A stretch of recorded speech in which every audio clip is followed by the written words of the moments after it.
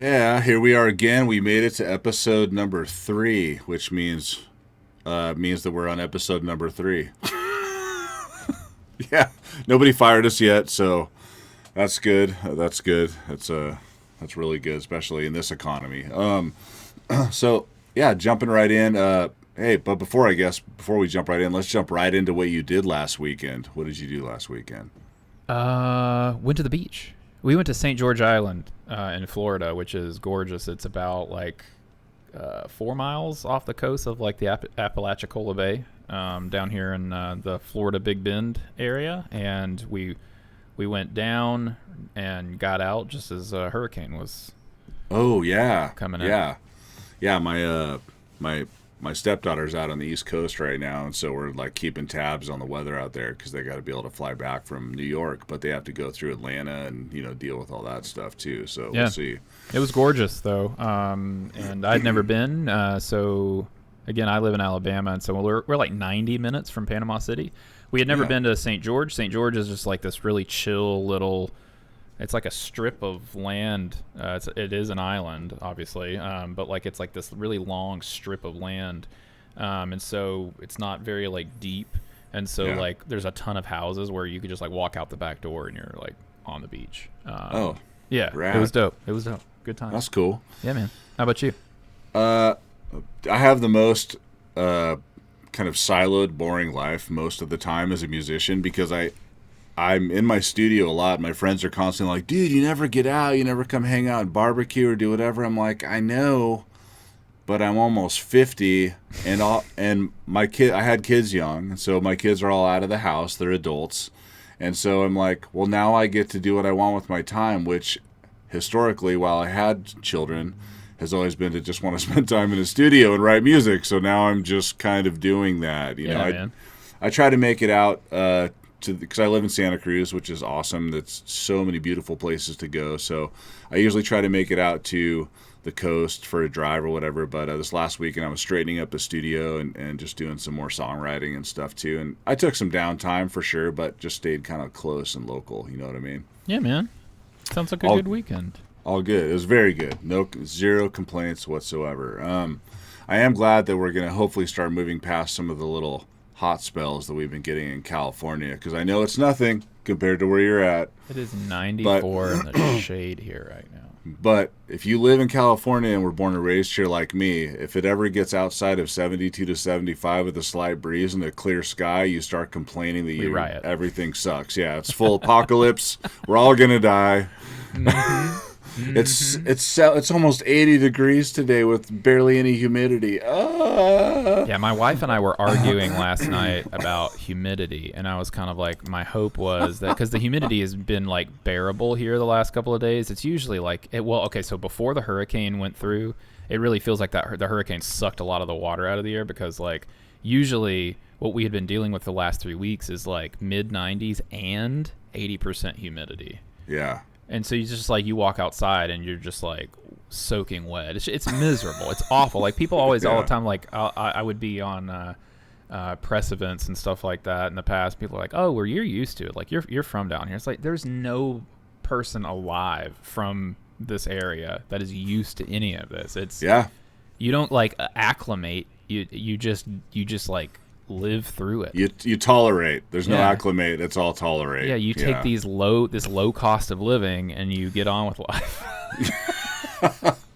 That is something I am perpetually envious of. I'll be perfectly honest with you there. It's like the cost of living and just going out to eat and stuff. My Yeah. wife and I stopped DoorDash. We are weaning ourselves off of Instacart because we did a test where we filled up an Instacart order and then we just took a screenshot of it and I gave it to my stepson and he drove to the store, bought everything, and then showed us the receipt afterwards. And oh my gosh, dude, we're saving an average of like $90 to $100 for groceries. Dude, it's crazy. Like on Instacart, so like the way to go, the only service that I've tried so far where I would like consider ordering groceries from them, and again, this is definitely a southern thing. My southernness is going to come out. Is Walmart because like Walmart doesn't like inflate the Yeah. prices per Yeah. item in addition to some kind of surcharge. So like we do that, but like no, dude, like the DoorDash and stuff like that. I mean, you're talking, especially if you don't have the subscription.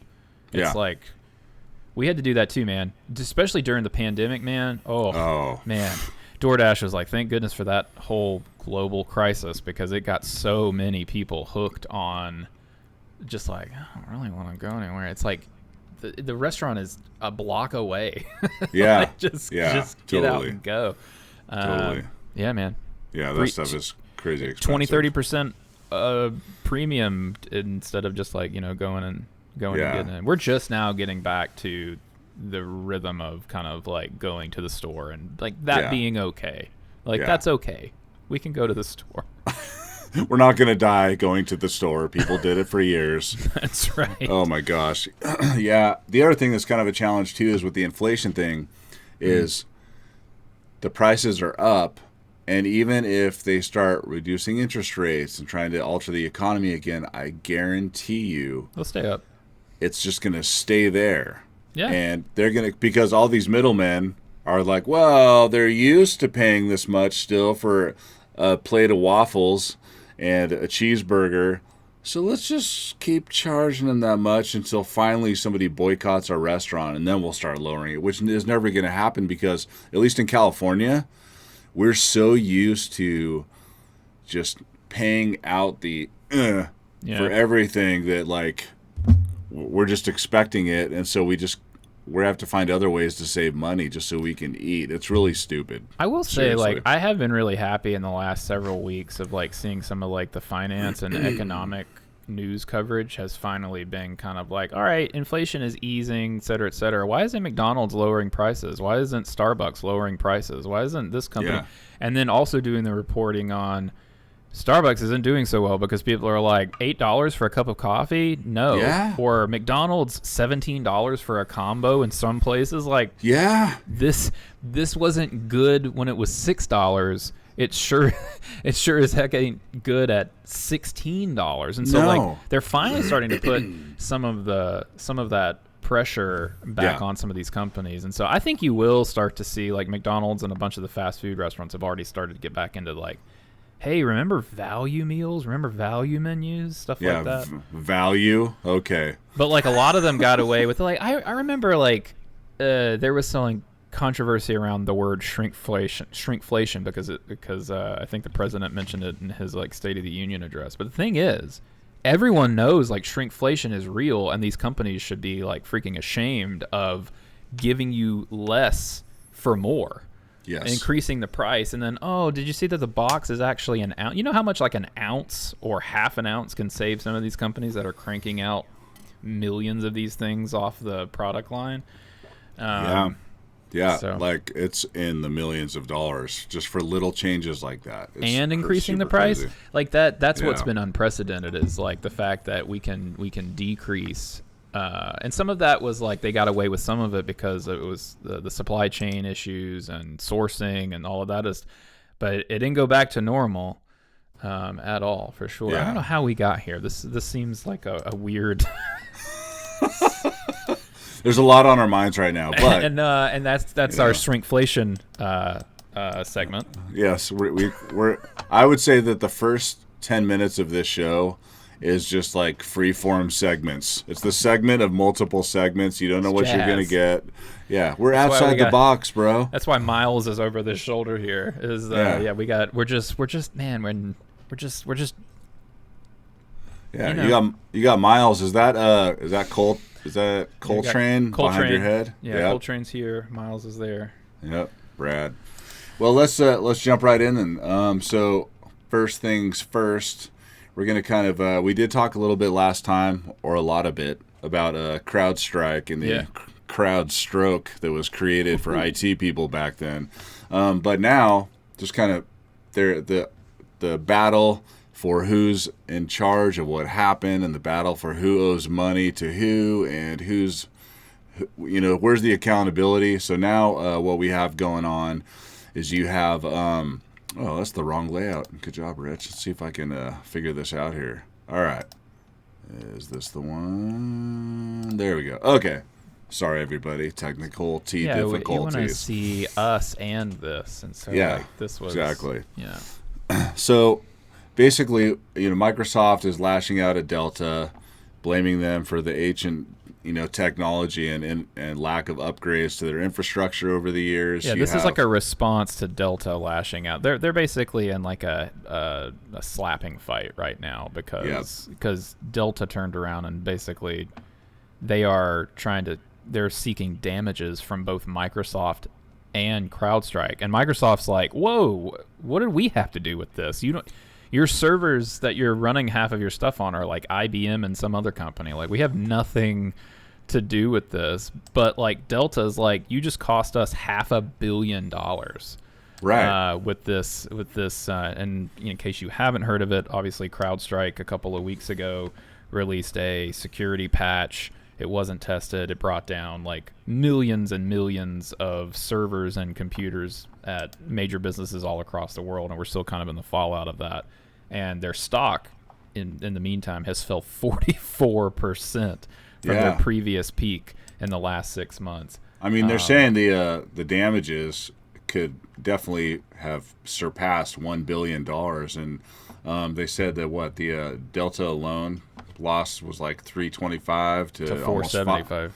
Almost 500 million. That 1 billion number seems low to me, because if Delta is citing damages or seeking damages of a $500 million, it seems like it's going to be low. It's going to be interesting to see how this one shakes out, but it's definitely far from over, because by the time, if the stock price doesn't just fall on its own, these companies seeking damages from at least CrowdStrike are. I mean, and so if Delta successfully gets money out of Microsoft, is Microsoft going to turn around and then sue CrowdStrike? So right, there's a bunch of weird ways that this thing could go, but there's that one funny thing though. They said that here it says, on the morning of July 22nd, a Microsoft employee, aware that Delta was having difficulty recovering, more difficulty than anybody else, said, "Hey, just checking in, no pressure to reply, blah, blah, blah." And then the Delta employee said, "Hey, we're all good, cool, we'll let you know, and thank you." So I don't really feel like Delta is taking enough responsibility for their side of it.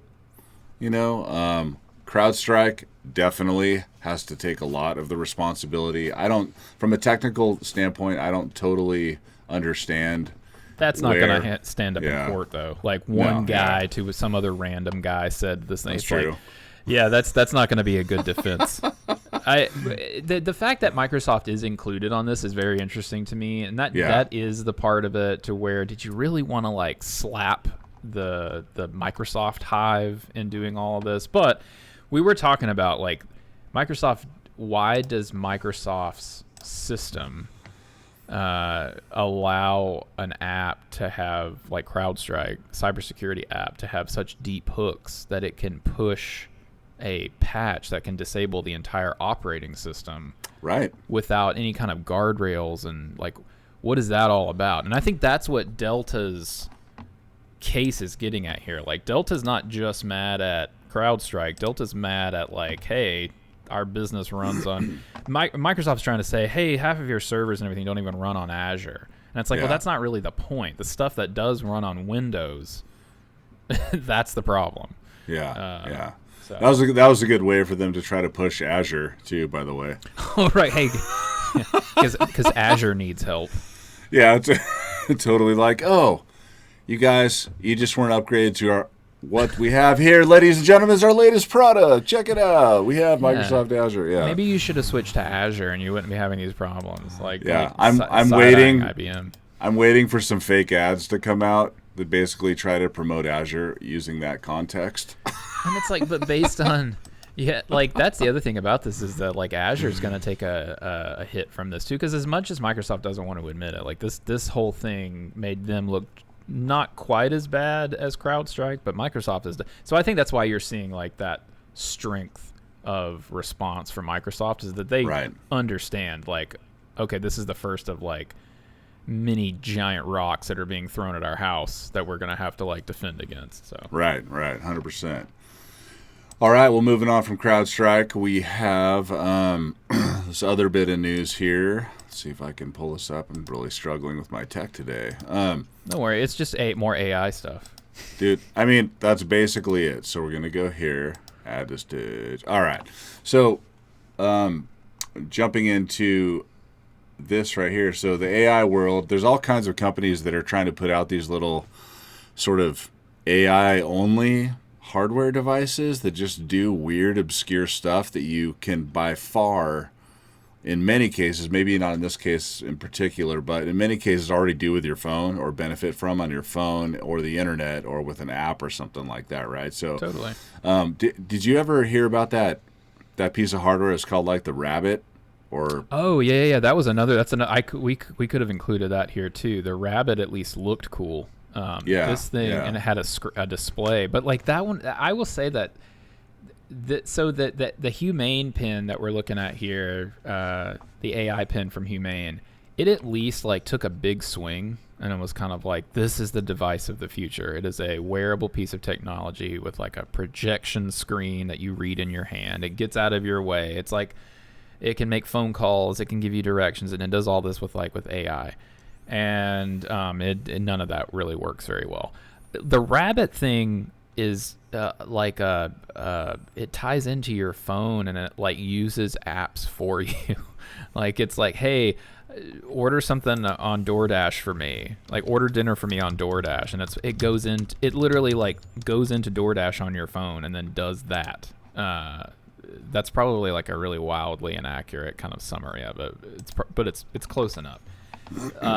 It was I think at least partially, I think like the industrial design on it was done by a really like popular firm called Teenage Engineering. They make a lot of really cool looking stuff, and this thing it definitely looks cool and interesting and everything. And it sucks too, according to all of the people that have reviewed it. So the thing that they have in common, they're doing things slightly differently, but they are like the first of like this wave of AI powered devices and both have gotten a ton of coverage, but like neither one of them have really impressed anybody that spent the money on them. Right. And I think like what we had been talking about in the previous couple of episodes, right, is like when there's so much like capital investment from like major players like Microsoft, Apple, etc., not just in their own products that they're working on for AI, they're also investing in these other kind of like startups and everything else like that. What has yet to materialize is a product that justifies its existence, right? Like this AI pen is a perfect example of that. The Rabbit is a perfect example of that. The most successful to date AI, and it's lightly infused with AI. Its main purpose is really just kind of taking pictures and everything. But the most successful one so far has been the Meta Ray-Bans, which are awesome. I have a pair. I finally kind of gave in and got a pair, probably because the blitz of marketing from Threads and Instagram finally worked on me to buy another Meta product. The pressure, so much pressure. Took him to Disney World, and here's the thing: is like the camera on the Meta Ray-Bans is really good. Like it's when I take pictures with it, I'm honestly usually excited to see kind of like what it did, because it's a really cool perspective. It takes videos, you can talk to it, ask it questions. It's like basically like a pair of AirPods built in, so like it's pretty good sound quality. You can listen to your music, you can say, hey Meta, play this song or play this album or whatever. And like to your point, you were saying like some of these products, you're just kind of like, why wouldn't you just use your Apple Watch, or why wouldn't you just use your phone? Right. And like the Humane pen, that's like its biggest thing. That a lot of people are just kind of like, I don't understand this thing. It's like you can get all of this stuff with a screen on your Apple Watch. So like over the next, I would say 6 months or so, it's going to be really like this AI spending and investment has really been the thing that's propping up the S&P 500, which had a really bad day on Monday, but has since rebounded 2.3% today. So it had its worst day since 2022 earlier this week. Now it's had its best day since late 2022 today. And all of that volatility is really in response to the economy and job reports and stuff like that. But what's going to be interesting moving forward with AI is so much of the market right now is invested in AI. What's going to happen once once more things like Rabbit and Humane Pen and those shoes start to drop, and they go, all right, we're going to have to pull back on these capital expenditures, because that's going to have a huge impact. Well, it's weird. Market. I feel like as somebody who's been in Silicon Valley since the mid to late 90s, I feel like I'm watching the same movie over and over again, but it's just about AI. So one of the things that we were talking about this before we started the show was I remember when all of a sudden just the idea of tech kicked in. Mm-hmm. You had all these investors and just jumping in going, okay, what kind of business do you have? Because we want to make a bunch of money off of your startup or whatever. And you barely had to have a website that even made any sense about what your product or service was. You're just like, we're a tech company in Silicon Valley, California. And they're like, cool, here's $10 million for your Series A, go. And then they do it and they would flail around. And you had all these companies getting exorbitant amounts of money and they barely had a business plan. There was no market for half of these companies of what it is they were saying that they were producing. And so that's why the dot-com bubble burst, is you had all these companies that came in, just siphoned all of this venture capital money and then came crashing down. And then eventually what happened is what you said, where things start to settle in a little bit. And then all of a sudden the investors started to pull back on their money and they're like, okay, wait a second. I need to see that there's a very clear need for this. Mm-hmm. I need to know exactly what the TAM is, where's your market, like what human beings are demanding that they need this, and is it more than just like your grandma that needed something? You're like, is this really a legitimate product idea or service idea? And technology was kind of crappy back then too. So like with the web and everything, so everything was just a big crapshoot because nobody even knew. And I'm seeing the same thing with AI, where like, hey, okay, I have this little brick-looking thing, and it's made out of plastic, and you talk into it, and it does AI things, and you're like, yeah, it looks like the Star Trek, the communicator, the little Star Trek thing. It's like, yeah, okay, that's great. I mean, do you remember when Google Glass came out?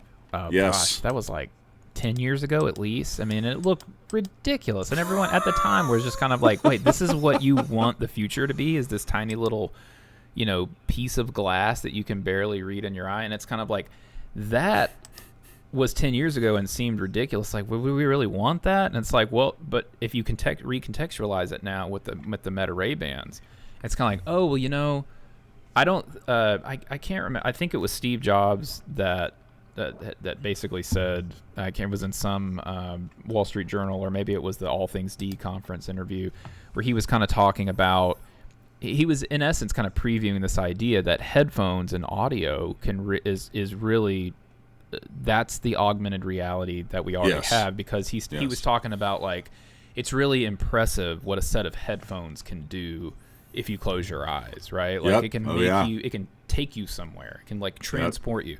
And so like the really kind of like unseen technology here was like how audio was going to play such a huge part in this AI augmented reality thing. So if you put that on the Meta Ray Bans, Google Glass seemed kind of silly, but now the Meta Ray Bans are like a killer product, and we're probably a lot closer now to getting like full, like some sort of projection or technology in a pair of glasses, and that's what Zuckerberg's working on. That's what all these, that's what Meta is fully focused on for sure. Yeah, the only thing I just couldn't get around with the Google Glass stuff, and honestly some of the other designs that were out, is like, not everybody wants to look like they're part in some like weird anime film, dude. Yeah, like where it's like it's a little sliver of glass and you see just through that little messages. Mm-hmm. I'm like, who in their right mind can read a bunch of garbage scrolling in 2-point font at like 100 miles an hour? Like, I've never worn them or seen them in person, but I never really understood like how anybody could see them. But it's kind of like, yeah, like if you improve the Meta Ray Bans even further with just like some light projection technology or even like just okay screens, I could totally see that. I still don't want to wear like a giant Vision Pro on my head. No, nobody I don't want to do that. Nobody wants that to be. That was my issue with those too. Is like, as a lifestyle, who wants to sit around in their own home and have to have something on their face the whole time? That's kind of like your wife and child are just like looking at you from across the couch. It's yeah, kind of like exactly. You can't even look over it, and like at least when we're all doing the idiot thing of like being on our phones and not talking to each other. At least I can look over and see you. If I put those things on, my whole family just disappears into like desktop screens and video game screens and feeds coming in and all that other crap. I don't know. The moment that the Apple keynote on the Vision Pro really jumped the shark for me, and it was surprising because I'd never really seen something from Apple so disconnected to me anyway from kind of like the audience, was that scene at the end. They were showing a commercial and it was like a dad with a Vision Pro on taking a spatial video of his daughter as she blew out the candles. I'm like, get that off of your head. Yeah. Totally. Yeah. And sing happy birthday to your kid. It's that type of crazy. Yeah. To wrap all this up, key stat, between May and August, more AI, this is according to The Verge, more Humane AI pens were returned than purchased. Yes. And that is not the first time I've heard that happening with new tech that came out. And then you have all the early adopter dorks that are like, oh, I'm jumping all over this because I want to be one of the first people to have it. Well, I'm like, you know what? I could be the first person to walk around the city with a bag full of dog crap, but that doesn't mean I'm going to do it. Speaking of poop. People love being number one, dude. But not number two. Speaking of number two and poop. Okay, they made them swim in the Seine. They just made them do it. They were like, too much E. coli is in the River Seine in Paris to do this triathlon. We can't go in the river. And then people were like, wait a second, they're going to make people swim in that crap? And yes, literally. Yes. And then they made them do it. I feel like they turned this into a quadrathlon. In that you have the three main sports in a triathlon, and then they also added on the sport of testing your immune system and getting whatever like booster you needed to get after you got out of that water. That's right. We touched on this briefly last time because it's just such an insane thing. But like, yeah, just to kind of like get you an update on this story. Someone did say that they came down with E. coli sickness, but none of the major news outlets could confirm it. But all of the athletes were not thrilled. They just sucked it up and they did it. They definitely sucked it up. That's for sure. The question is just how much. How many gallons did they suck up? Who knows? But and I could go down that path farther, but I won't because I'm at work right now. So anyhow, moving on from that super So we have the triathlon, the big news. The big news this week. This is the big super news. I'm switching tabs here. So we got the judge ruled that Google is officially, in quote, a monopolist in the U.S. antitrust case regarding search.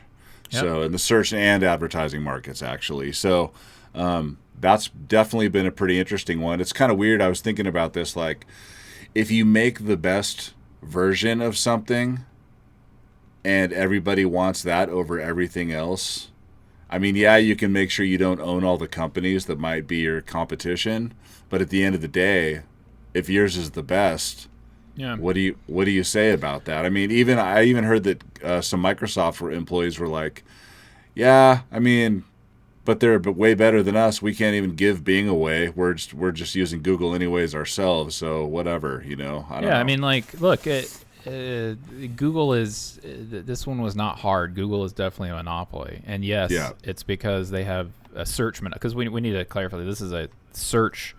They were it was a 10-week trial. They were found that Alphabet's Google, so Google as a company, not the entire parent company of Alphabet, but Google has acted as an illegal monopoly. And the word illegal before monopoly is important there because it is not illegal in the United States, according to antitrust law, to hold a monopoly. That is not in and of itself illegal. So you can't just say, well, what are they supposed to do? They make the best price. Like, right, they make but monopolies play by a different set of rules in the United States to kind of like keep things fair as much as possible. So what this judge is basically saying is like, we already knew they were a monopoly, but what we did know is whether or not they were playing by the monopolist rules, and so they broke a bunch of rules. And specifically, they're basically saying that they're using this market share that they have as a cudgel to kind of keep other players down. And the big one Apple is actually wrapped up in is these exclusive deals that they cut. So like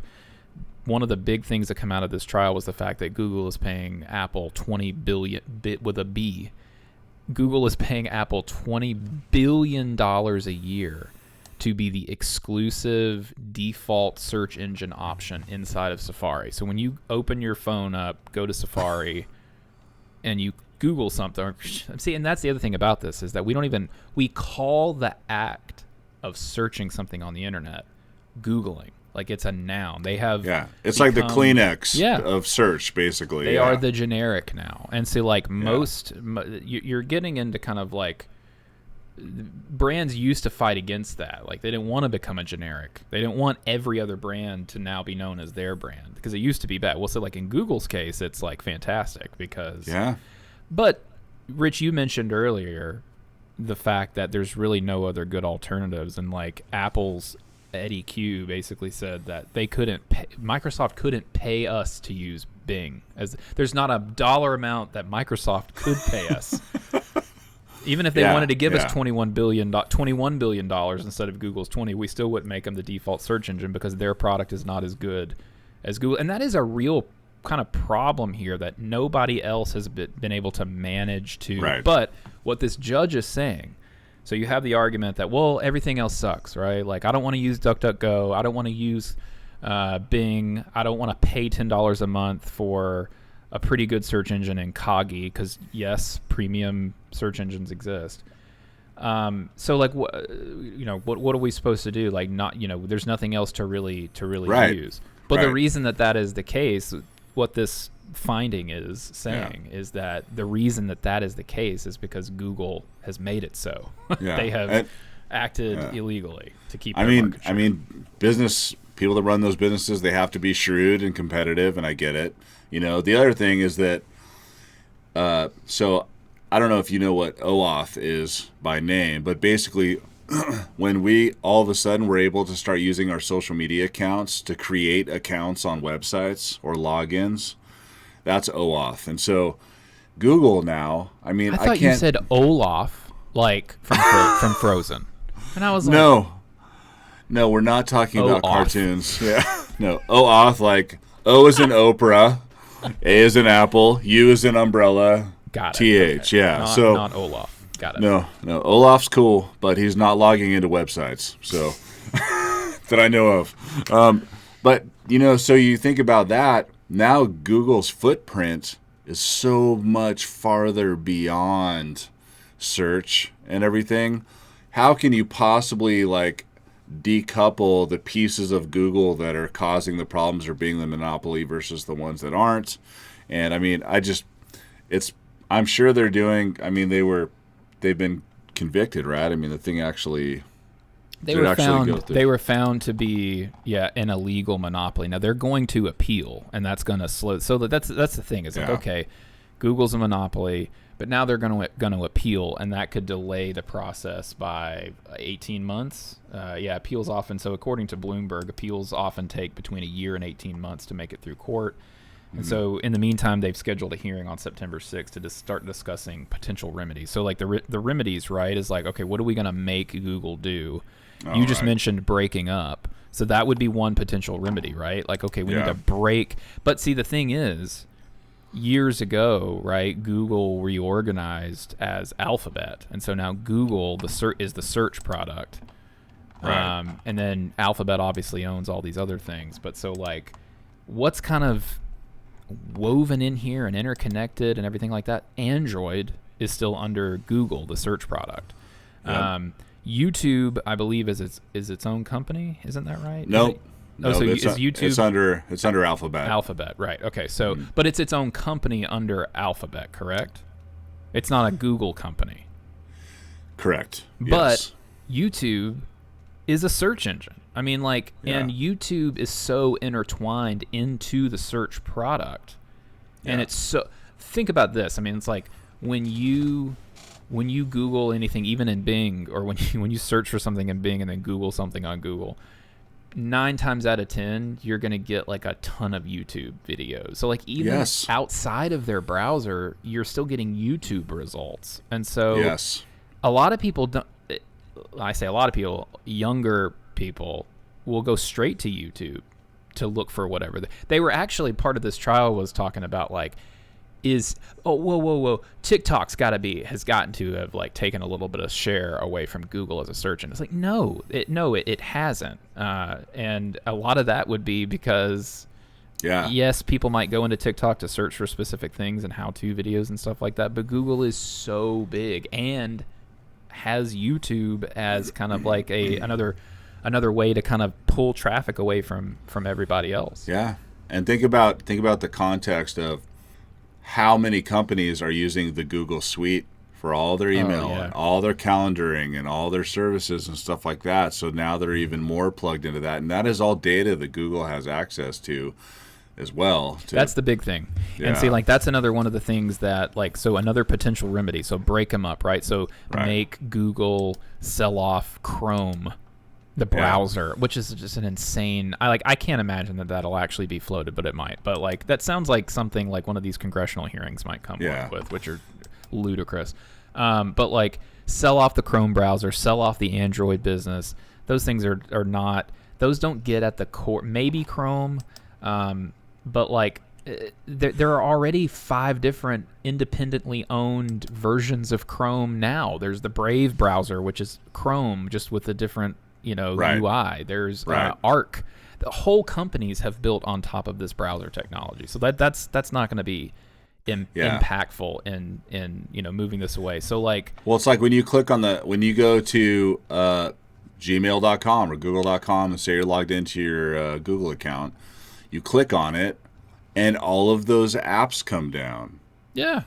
Those are all like essentially different companies, but it's all of their technology and everything is so integrated with the other stuff that like decoupling that, you'd just be killing the product altogether. Like if you sold Gmail off as a separate company, what are they going to be, a partner? Yeah, and so like, and that's the data. That's the data side of this. And so one other potential remedy, right, would be to have Google share all this data, this fire hose of data coming from every angle and every other product like Gmail. I mean, guys, it's crazy. Like you can just like forget Docs feeds into Google search in some kind of way, right? Because like they're using all of that data. So one potential remedy would be to make Google share some of this data to assist its rivals and to make things a little bit more fair. And another one, and I think that this one is probably the one that's most likely of what I've heard, would be to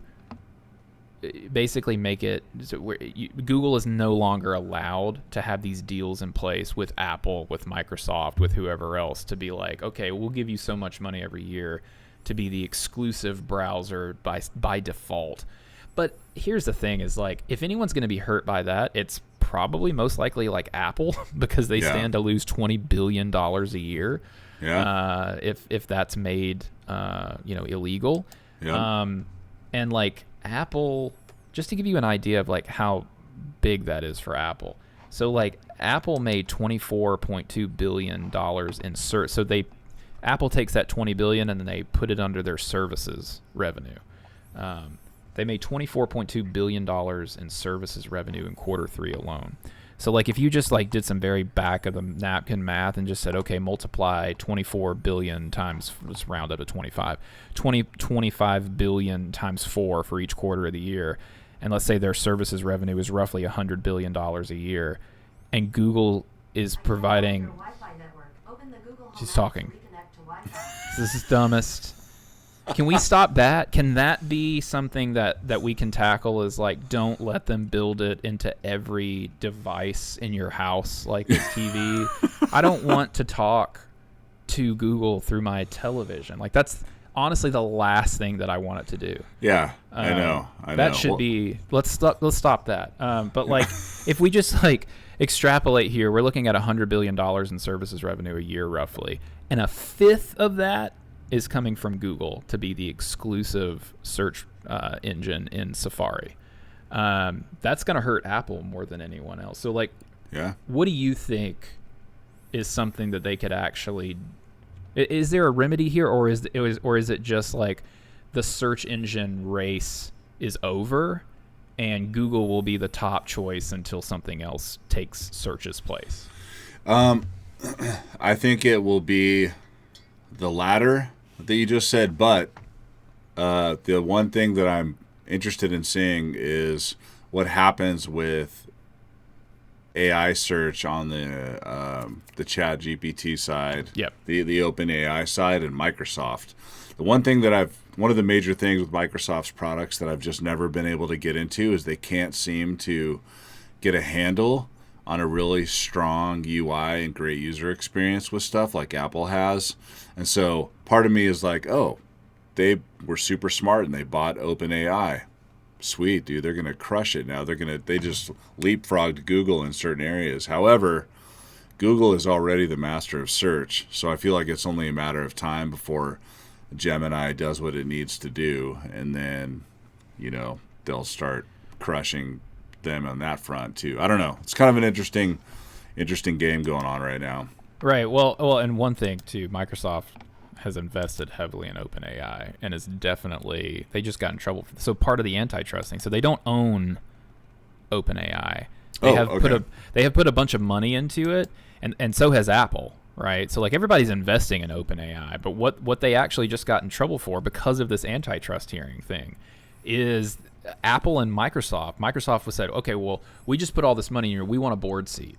And so they'll call it a board observer seat. So we're like, we're not on the board, but we're definitely in the room for the meetings, nodding our head or shaking our head at what we're hearing.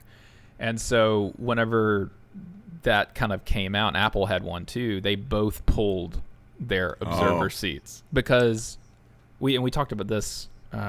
This might have been one of the deleted episodes, the mini deleted episodes, but like Apple and Microsoft both pulled their observer seats because it's kind of like, how do we think the board is going to vote when Apple and Microsoft basically go, yeah, that's a stupid idea. I wouldn't do that if I were you guys. Like, do you think they're going to just ignore that or do what the money is saying to do? So yeah, those things moving forward are going to get really, really interesting. Yeah. But like another thing people have really been asking or, talking about in the Apple space is like Apple should build a search engine. Like Apple should make a true, like Apple should buy Brave or Apple should buy DuckDuckGo or Coggy or one of these other ones and like do a search engine and build the Apple Intelligence thing into it. And Apple actually testified in the case that would cost them $6 billion annually. So what would you do, Rich? Would you take this $20 billion check to just like to do nothing? Or say you don't get the $20 billion anymore, but now you're spending $6 billion annually. Yeah, and you're going to try to compete against a behemoth that already way owns a space, way more than you ever will. I mean, that doesn't make any sense. Yeah. And your star player is Siri. Yeah. Exactly. Like that. Yeah. So like Siri, every day, if Siri was a person, she'd be thanking her stars that Google exists because that's where she literally gets like 90% of the answers to the things that I ask anyway. So exactly. Interesting to see how that pans out moving forward. I don't think anything is going to, if we learned anything from the Microsoft Internet Explorer kind of antitrust thing from the 90s, like nothing's really going to happen until something else showed up. In this case, we were talking about this earlier, Chrome showed up and finally put Internet Explorer to bed. Yep. I one of the other kind of little metaphors would be like search right now feels like a library card catalog, whereas AI is like the librarian that you're on speaking terms with, and you walk in and go like, I need this book by this author, and they go, let me take you to that. Oh, and have you heard of this author? Because if you like this person, you like this. That is what AI needs to be, not some dumb pin that is worse at giving you directions to a coffee shop than the watch on your wrist. Right, or trying to project something that's totally unreadable on the palm of your hand. I don't. Why would I need that? I don't know. Hit by a car. So, yeah, exactly. So, speaking of other things related to Google, we have something that we've all been familiar with. Like we've all been casting, content for a long time, and now Chromecast is probably going to head to a graveyard near you pretty soon here. The newest member of the Google graveyard is Chromecast. It's a full graveyard. There's a very growing graveyard. I remember all like by the week. The social media efforts they've tried to do with certain tools and try to play the game when Facebook blew up with Google Wave and all that other weird. Oh my God! I was just about to say, remember Google Wave because Pepperidge Farm remembers. Oh my gosh, man! 2013 to 2024. Like, is this the long? Other than Android? I don't know. Like, I'd be interested. I know that the Google Home stuff has been around for a while. Nest has been around for a little while, and Google did not create that, but they own it, and they haven't killed it yet. So, like, good for the Nest stuff. But, like, 2013 to 2024 was a pretty good run for the Chromecast, but the writing was kind of on the wall because, like, every TV operating system thing in the world, Roku has Chromecast built into it now. So I mean, like, well, think about all like the remotely modern hotels you've stayed at. Anywhere, the Chromecast thing's built into the TV. Everywhere you go, you can pretty much cast from your phone, your Netflix. So you don't have to log in to your Netflix account on that TV at your hotel anymore. Now you're just throwing everything either from your laptop or your phone right to the TV, and it was Chromecast built in, or it at least had the old school, dongle thing that you could throw in the Chromecast hardware and throw that in there as well. But like, if you think about it's such a hacky, and I know people will be upset about it going away because it was like $30 and it did something very cool, which was get content from your phone to your your big screen. But like, if you really think about it, the idea is very hacky. It's like the original premise was that you would be in a Chrome browser and you would send whatever was playing in the browser to the TV. But like, what that didn't account for was like the proliferation of these apps and streaming services that are like, they can fit on anything, and it doesn't take much processing power at all to run Netflix or to run HBO Max or Amazon Prime or Max or Apple TV Plus. Like, the processing power that these devices need to run is just very, very low. And so, like, why fiddle with casting, which never looked very good? Like, the 4K streams that the apps produce look much better. That was always kind of a clumsy experience. To be honest, it was never like super smooth. It would work, but it was not like it worked and it was great. It was like it worked and it was good enough for most situations. But like, they're now moving on. They had the Google TV. Chromecast with Google TV was the $49 dongle, where now they're killing that off and replacing it with this new $99 Google TV Streamer 4K box, and they're definitely going to be taking on NVIDIA with the NVIDIA Shield, which is a great Android set-top box player. It's really, to me, before this, and it'll be interesting to see the reviews on this new Google box, but they're going after the Apple TV, the NVIDIA Shield. Prior to this, though, I thought that the Google TV with Chromecast was a piece of junk. Like, the operating system on it was just so slow because of how underpowered the hardware was. But look, competition in the TV set box space is fantastic. Like, we need more, not less. And I'm a huge fan of the Apple TV box. I love it. I'd love for there to be more NVIDIA Shield type level experiences out there to kind of keep because, like, honestly, with the Apple TV, it's like they've done some really cool stuff over the years, but it has not advanced as much. It's not as it changed. could have. No. Right. Yeah. I have a friend who's been using Apple TV exclusively for the last bunch of years, and even last night I was over at his house, and it's kind of looks the same. Exactly as the same. 2 or 3 years ago. Yeah. What they have going for them on that box is how snappy the video loads. Yeah. Like, if you ever switch over to something else, and I used the NVIDIA Shield for several months, and one of the things that I did notice, so NVIDIA has like a 4K upsampling kind of codec in the box, and so it'll actually take your really compressed, crappy looking YouTube TV stream, and it'll upsample that to 4K, and you can see it. Like, it looks vastly better.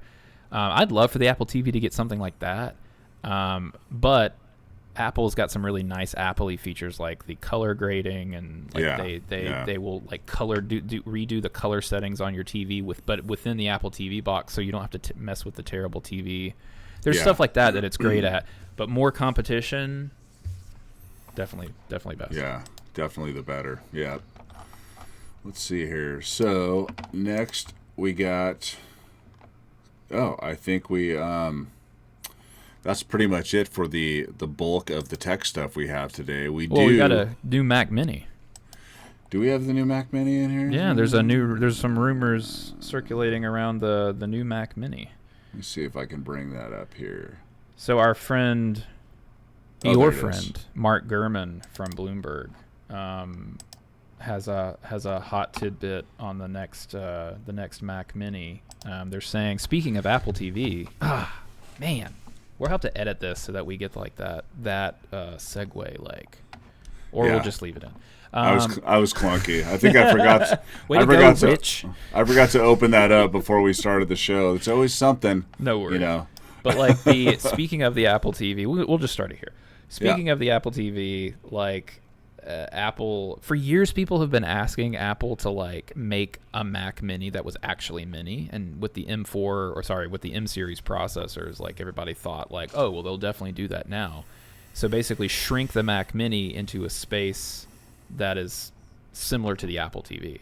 And that is the new rumor, that Apple is preparing a new model of the Mac Mini that would be about half of the size of the current Mac Mini, but a little bit taller. And they're saying that it's going to be available in two configurations, an M4 chip and an M4 Pro chip. So the Pro variant of the current M3, is the Mac Mini on M3 or is it still on M2?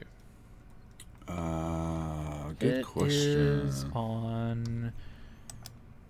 Hey, are you coggying this? It's M2 Pro, or are you Googling this? Okay, because I definitely Googled it. It's on the M2, so the M2 Pro Mac Mini, and that is a fantastic machine. Such a good Mac that a bunch of people were like, why is this as performant as a Mac Studio with the M2 Pro and around the same price?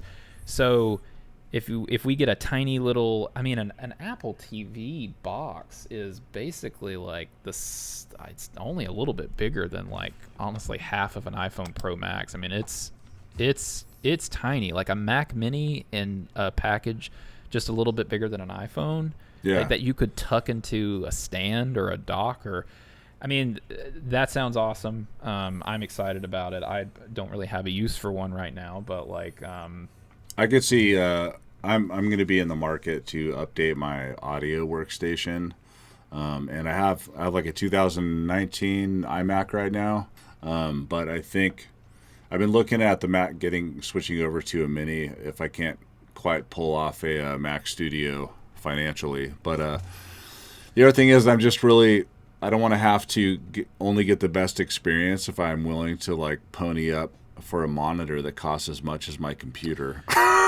Right. And people, like, so I last year was in a similar position, and my plan was to do an iMac, and I just did not want a 21.5-inch iMac. Or what is it now? It's 24. It's 24 inches. The new iMacs are 24 inches. Yeah, I don't think they're doing a 27 for the new and ones. But like I was really hoping that when they last year, one of those events, that they were going to announce like a 27-inch iMac Pro. I would have been so stoked for that. But what I ended up getting was a MacBook Pro, and then I think this is probably why I got a studio display, because I wanted an Apple display. Right. If you have ever tried to use a Mac I'll include LG into this, and usually LG is pretty good about working well with the Mac. But if like you're working with like HDMI or DisplayPort instead of just like a direct USB-C or Thunderbolt, even the USB-C connections can be really flaky with a dock. Yeah, I've had terrible experiences over the years, so I was like, I'm just going to get a studio display. If I can't get this iMac Pro, then I'm just going to get the studio display, and I don't regret that 1 second. But I had to pay $1,600 for the monitor, and then I went and bought a MacBook Pro for $4,000, and that's kind of like, it would have been a lot nicer if I could have just spent, well, I don't know, a new iMac Pro. the old one was like more than $5 or $6 grand. So this is, even though it's more stuff, more pieces, I think it's probably still cheaper than what the iMac, the previous generation iMac Pro, which is still a great machine. Yeah. If you still have an iMac Pro, you probably still love and use that thing. I really hope that they come out with another one. Yeah, I would like to actually, I don't know if this is ridiculous from a design perspective, but to be able to have like a 32-inch iMac Pro, yes, that would be Co-sign. super dope. Because for me, I like in my recording studio, I just have lots of little knick-knacky things everywhere. There's like adapters and cable things and docks and like dongles and like guitar picks and little things to use on my guitar. Just like there's a lot of knickknacks and stuff like that too. So adding more pieces on the computing side of things, I'm always trying to avoid that. So one thing I always loved about the iMac is like everything is just in this giant screen, and it's so clean to have that plus the wireless devices, you know, the peripherals or whatever. So I don't know. I remember when those iMac Pros first came out, when they were the dark gray ones. Dude, those things were crazy fast, super nice, really, really slick. They had 4 USB-C ports on the back. I think 2 or 3 of the USB-A ports, and everything else that you needed. And they're one of the few Intel Macs that I would still, like, if you can get one for a good price, then I would say go for it, because you'll be happy with it. It's a fantastic machine. But so like the current Mac Mini, the M2 with an M2 Pro, is $12.99. So that plus a studio display of $1,500, which you can regularly get for about $1,300 or $1,400 if you know where to look. Right. But they're constantly, the studio displays are constantly going on sale. We actually on MacSales.com, we sell those studio displays on a discount all the time. I cannot highly recommend enough the studio display. Like, it is phenomenal. I have never had a single issue with it. The firmware updates that come through, that process is phenomenal. It's got extra ports on the back, USB-C ports that come in handy like a lot more often than I ever thought that they would, and it just works. And I feel like that with a new Mac Mini, even if they let's say that they raise the price because of M4 Pro, and the M4 is a monster chip. It's phenomenal in the iPad Pro, like we talked about. Even if they raise the price to $1,500, you're talking about a hell of a workstation for $3,000. Yep. Between that Mac Mini and a studio display, and I mean, it's about as close to an iMac. I mean, that probably blows the old iMac Pro out of the water, even. Oh, 100%, dude. With that M4 Pro, M4 Pro or an M4 Pro, like, it's going to be really interesting to kind of see. That's the only painful thing is, like, I've got an M3 Mac. I splurged for the M3 Max and this MacBook Pro that I have, and I'm always scared if I'm going to make a computer purchase from Apple.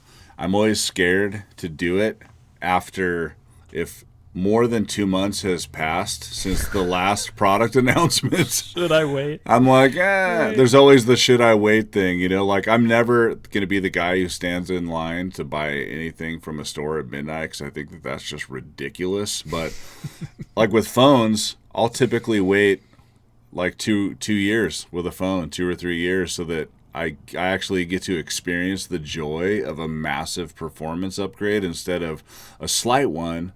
But I just threw, $1,500 down for a freaking new phone. And I'm the same way with computers. It's like, I'll keep my computers for at least 4 or 5 years, especially if it's Apple. Which with is these new M series processors, dude, Yeah. there's no pain to it anymore. Because in the past, it was like, not only were you worried that they were going to release a new one, but then like it was going to feel slower within a couple of years. These new M series processors, like, it's who knows how long these are going to feel snappy. I mean, the M1 is still serving a lot of things just fine. And there's a lot of M1, Pro and Max and Ultra users that are still extremely happy. And like, you see that all the time now. I've got an M1 Ultra, and like, I don't know if I should upgrade or not, because like it still does really, really well, blah, blah, blah, blah, blah. Like, This is a really exciting rumor. I definitely would be more excited about an iMac Pro, even though I would not be in the market anymore because I'm super happy with my setup. But Yep. yeah, something to look forward to. Yeah, dude, totally. And hopefully my wife won't kill me when I decide to pull the trigger on it. Because she's like, hey, you can either have a really nice computer or 84 guitars, but you can't have both. Okay. I don't know how I've avoided the guitars thing. I've got one guitar. My parents gave it to me when I graduated high school, and it's my baby. And like, yeah. I'm like, damn it! I'm 37 years old. If I want to go buy a Martin or a Taylor guitar, and I want to have both of them, yeah, and my Larrivee, then I should be able to do that. But it's like I just can't justify it, dude. Yeah, I can because I do so much music, and when you're like, if you're a music producer, different guitars have different sounds and different tools. Tones that they're appropriate for, like Telecaster versus acoustic. So my wife is inexplicably supportive of how much crap that I own for my studio, but she knows that it all just brings me a lot of joy. So heck yeah, can't argue with that, dude. Marriage for the win. Yeah. Highly recommend it. I definitely got a keeper. I married way above my pay grade. That's for damn sure. Still trying to figure out what she sees in me after 10 years, but what's left to be seen. We'll see when we get super old and crotchety how that goes. So hey, wrapping up here, we're kind of getting to the end of the line. We have the final thing, which is meme of the week, and here we go.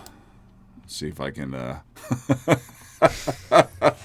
This is Golem being interviewed by the Olympic news media about what it was like to swim in the Seine River. This used to be a real Olympic athlete, actually, and then they transitioned to Golem. Now, what country did Smeagol hail from? Maybe it was France. Who knows? I don't know. Yeah, I mean, this is a quality meme. After we talked about this last week, I literally was like mindlessly scrolling through Reddit and saw this.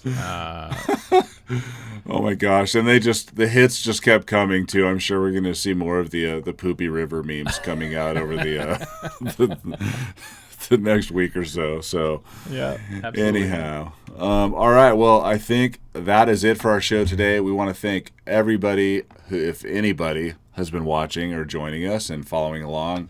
We love your comments. We appreciate any shares or the proverbial smashing of the subscribe button on YouTube.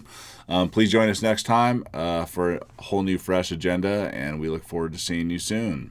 Thanks, guys. Later on. All right. Peace out.